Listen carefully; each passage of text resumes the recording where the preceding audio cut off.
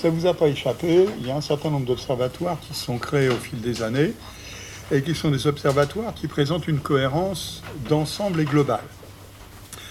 Jean-Marc, au début, vous parlais de ce bel article que la Banque de France a publié, qui n'est pas récent, puisque c'est bien le mode de raisonnement sur lequel les observatoires, notamment Crédit Logement, CSA, se sont développés. On apprend toujours aux étudiants que lorsqu'on veut construire des indicateurs, il faut que les variables qu'on utilise soient des variables qui soient sur des registres d'observation comparables. Donc prendre un indicateur qui a un indice d'un côté, prendre un autre indicateur qui a un prix de l'autre, mélanger tout ça, ça sort n'importe quoi. Donc déjà, il y a 1 an et demi de cela, la Banque de France avait publié un article où elle expliquait, reprenant ce qui avait déjà été écrit dans des milieux universitaires. Mais la Banque de France ne lit pas les articles des milieux universitaires, expliquant que de toute façon, lorsqu'on regarde l'évolution des prix en Europe, eh bien on s'aperçoit que si on prend des indices, évidemment, on peut trouver que dans certains pays, les prix ont augmenté plus vite, mais lorsqu'on regarde les niveaux, on n'arrive absolument pas au même résultat. Pourquoi ? Tout simplement parce que les indices sont construits avec des méthodes statistiques très compliquées qui font que ce qu'est la réalité de l'évolution du marché a totalement disparu. Exemple, vous vous souvenez, l'indicateur des prix des logements anciens INSEE notaire, c'est ce qu'on appelle un indice des prix hédoniques. Si je vous disais aujourd'hui interrogation écrite, prenez une feuille de papier, vous marquez votre numéro d'étudiant et vous m'expliquez ce que fait un indicateur de prix construit suivant la méthode des prix hédoniques, voilà. Bon, mais tout ça pour dire que aujourd'hui, presque tous ceux qui suivent les marchés, presque, il y en a encore beaucoup qui sont ailleurs, considèrent que c'est pas avec des indices qu'on peut suivre l'évolution d'un marché. Donc, la particularité des observatoires qui ont été créés, c'est qu'elle met à disposition des informations qui ne sont pas des indices, mais qui sont des valeurs moyennes à structure de marché inchangée.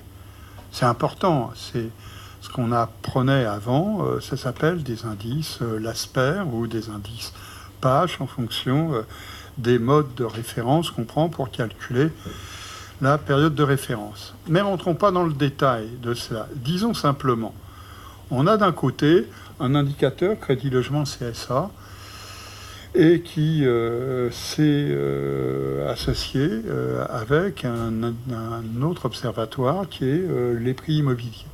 Et puis derrière cela, il y a 2 autres outils qui existent. Il y a l'Observatoire du financement du logement de CSA, et puis il y a le baromètre LPI Se Loger. Et donc la mise en synergie de ces observatoires permet de présenter des indicateurs nouveaux d'analyse du marché, pas nouveaux au sens où cela est une révolution au plan intellectuel. Non, c'est simplement la réécriture dans une configuration un petit peu différente de ce qu'étaient les indicateurs qui étaient présentés jusqu'à présent. Alors on a pris pour illustrer cela la ville de Nantes. Donc si on prend par exemple l'indicateur de solvabilité de la demande dont on a parlé précédemment, Crédit Logement CSA. Alors vous savez, je vous le rappelle, que l'indicateur Crédit Logement CSA, par exemple, si on prend l'indicateur de solvabilité de la demande sur le marché de l'ancien, il prend en compte le revenu moyen des emprunteurs. C'est pas un indice. Là, les données sont homogènes entre elles. C'est le revenu moyen des emprunteurs. L'apport personnel, le niveau moyen de l'apport personnel. Le coût moyen des opérations réalisées, les taux d'intérêt sur crédit principal et le remboursement, les durées de remboursement de ces crédits. Et c'est à partir de cela que l'indicateur de solvabilité de la demande est construit. Mais comme beaucoup le notent à chaque fois, les uns et les autres ont parfois du mal à transposer le le message livré par cet indicateur avec certaines évolutions de la réalité, parce que c'est un indicateur, et même si on dit l'indicateur de solvabilité de la demande correspond à l'inverse du taux d'effort, pour autant, cela reste abstrait. Donc on a mis en synergie 4 observatoires, Crédit Logement CSA, puis LPI, qui permet de connaître l'évolution des prix dans 34 villes depuis 2011, 34 villes de plus de 100 000 habitants, puis les surfaces habitables, des logements, des appartements anciens qui sont achetés par les ménages, puis l'Observatoire Crédit Logement CSA, qui sur chacune des villes, chacun des marchés, permet de connaître, outre les caractéristiques de Crédit Logement CSA, les taux d'effort, la présence des aides personnelles au logement, les caractéristiques précises des logements, etc., etc. Voilà. Et donc, a été construit, parce qu'à l'université on dispose de beaucoup de vacances, les indicateurs qui sont des indicateurs pour chacune des 34 villes de l'Observatoire LP. 2 indicateurs seront présentés. L'indicateur trimestriel de solvabilité de la demande, qui est comparable à tout point de vue avec l'indicateur global, par exemple, du marché de l'ancien, si on travaille comme on va le faire sur les appartements anciens achetés dans chacune des villes. Et puis, d'autre part, pour transformer cela, la surface achetable moyenne dans chacune des villes. Pourquoi ? Parce que dès lors qu'on a un indicateur de solvabilité de la demande, à des transformations près, on a la surface habitable achetable. Voilà, donc l'objectif de ces indicateurs, c'est cela. Donc on va vous l'illustrer sur la ville de Nantes. On construit l'indicateur de solvabilité de la demande qui est tout à fait, au strict plan de la méthode, comparable à celui qu'on trouve sur le marché de l'ancien ou sur le marché du neuf dans l'Observatoire Crédit Logement CSA.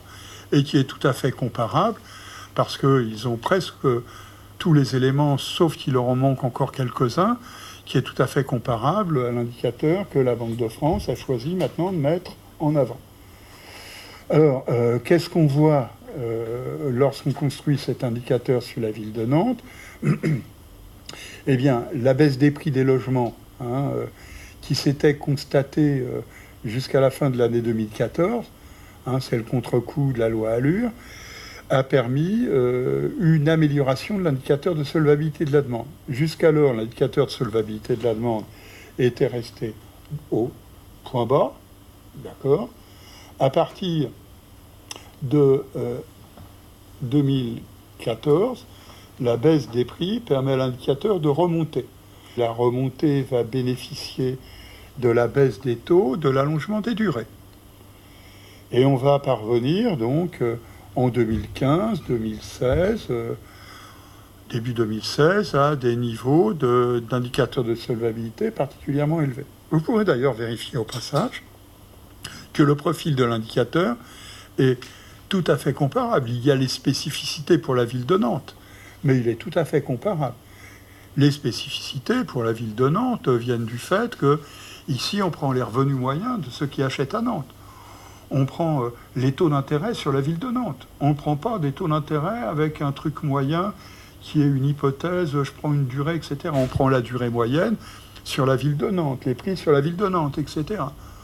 Donc, à partir de là, il est logique que cet indicateur, même s'il présente de grandes inflexions ou des modifications en phase avec ce que l'on a sur le marché national, il livre néanmoins les spécificités du marché. Et puis, on a eu donc une remontée des prix qui s'observe durant l'année 2015, et depuis, l'indicateur de solvabilité de la demande se dégrade.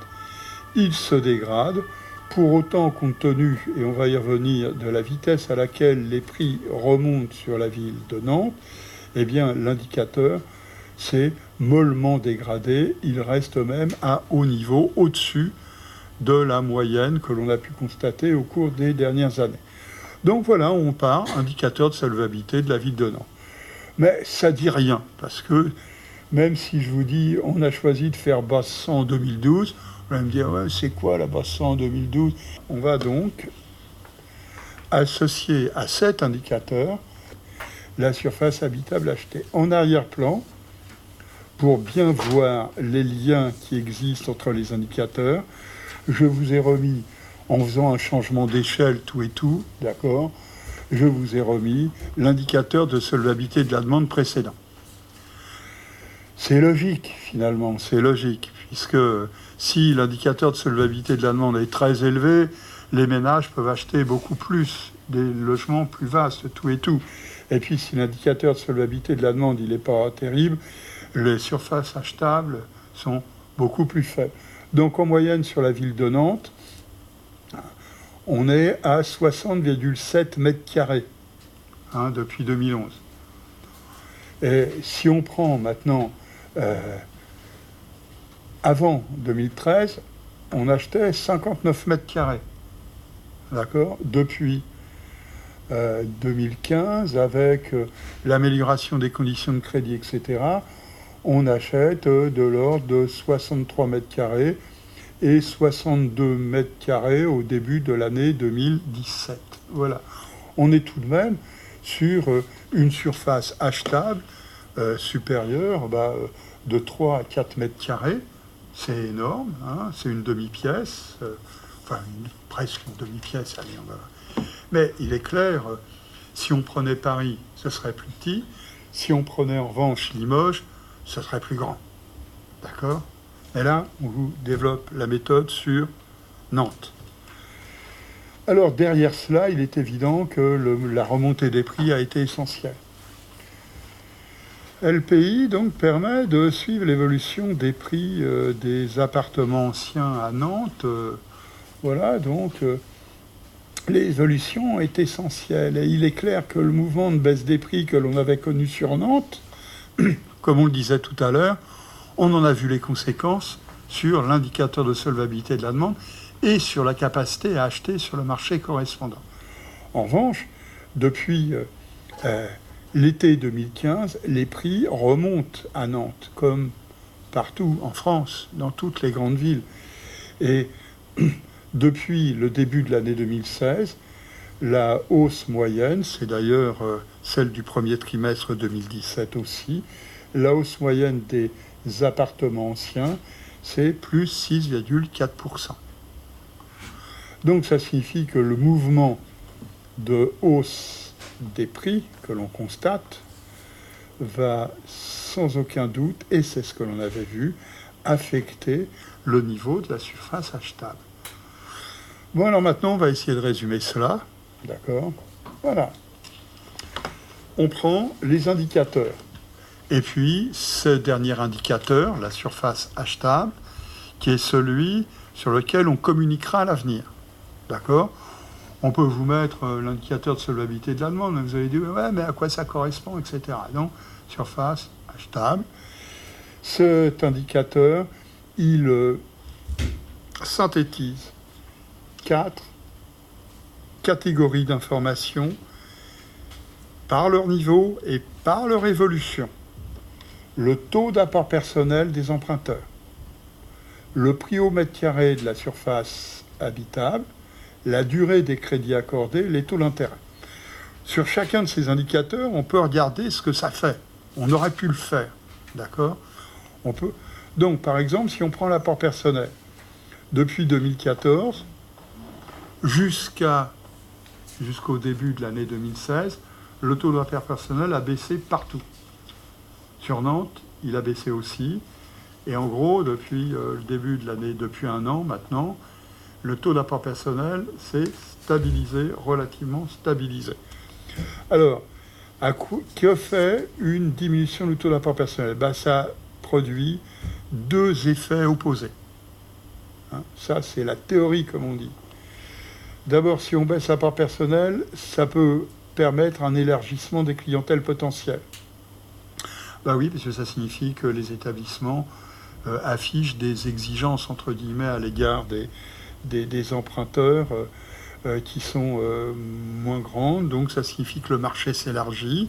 Et donc si le marché s'élargit, on a des ménages plus jeunes, plus modestes qui arrivent. Et donc ça signifie que ceux-là, compte tenu de leur niveau de revenu, ils peuvent acheter moins de mètres carrés. C'est ce qu'on appelle l'effet de revenu. Et puis en revanche, si le taux d'apport personnel diminue, ça signifie quoi? Eh bien ça signifie que les ménages, ils doivent, c'est l'effet opposé, ils doivent recourir plus largement au crédit. On l'a vu tout à l'heure, hein, ils recourent plus largement au crédit. Mais alors s'ils recourent plus largement au crédit, ça signifie que leur taux d'effort, il est plus élevé. Bah oui, plus de crédit, taux d'effort plus élevé, tout chose égale par ailleurs. Donc ça signifie, paradoxalement, une augmentation de la surface achetable. Bah oui, parce que comme ils ont plus de crédit, ils ont plus de capacité à acheter. Et voilà. Donc on a deux effets qui jouent en sens opposé. Au global, ce qui ressort de manière dominante, alors si vous suiviez des cours de microéconomie avancée, je vous expliquerai cela, c'est la différence entre l'effet X et l'effet Soutsky. Mais bon, ça, c'était pour l'histoire. Hein. Et bien, ça signifie qu'au global, hein, c'est l'effet revenu qui ressort, l'effet de substitution, la baisse de l'apport personnel est associée à une diminution de la surface achetable. Maintenant, si les prix augmentent, eh ben, la hausse des prix réduit la capacité des ménages à acheter. Donc, ça réduit la surface achetable. Et puis enfin, les conditions de crédit du réto, si ça s'améliore, qu'est-ce qui se passe? Eh bien, ça permet d'augmenter la surface achetable. Donc, on a un modèle derrière, un modèle de simulation qui prend en compte cela et qui tient compte de ces effets. Mais vous allez me dire, tout ça, c'est du grand mélange. On est bien d'accord. Donc, on peut distinguer les effets. On distingue donc les effets. Voilà. Alors, quel est l'impact sur la surface habitable achetée des 4 scénarios? Première hypothèse, le taux d'apport personnel est inchangé depuis 2014. Qu'est-ce qui serait passé?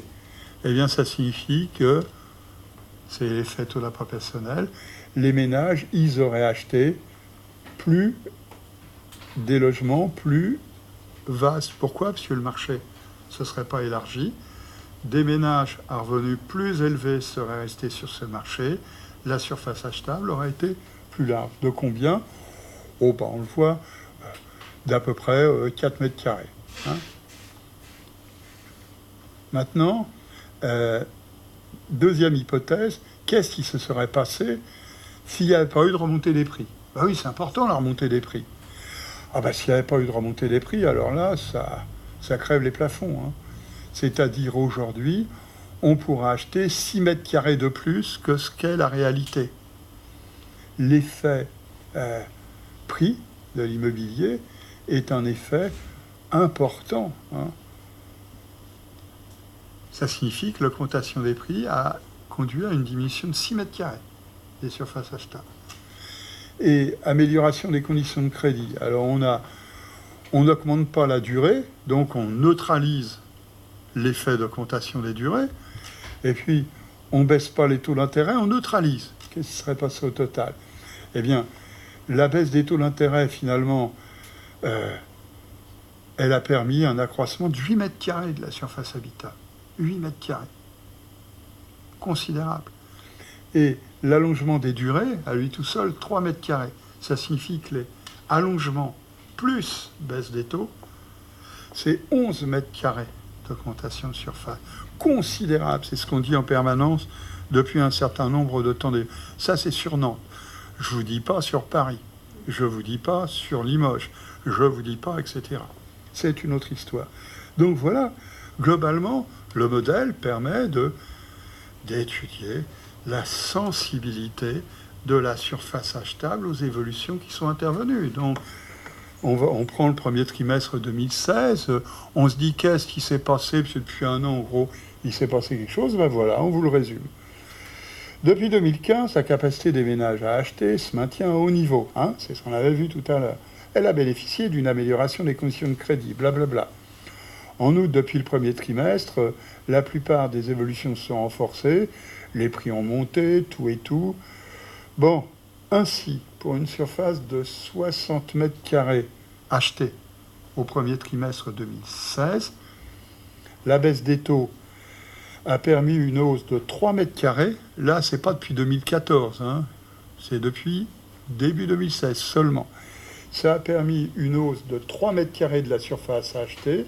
L'allongement des durées a permis une augmentation de 1 mètre carré de la surface achetée, mais la hausse des prix a réduit la surface de 2 mètres carrés. Donc au global, la capacité des ménages à acheter, elle est de 2 mètres carrés de plus entre aujourd'hui et il y a un an.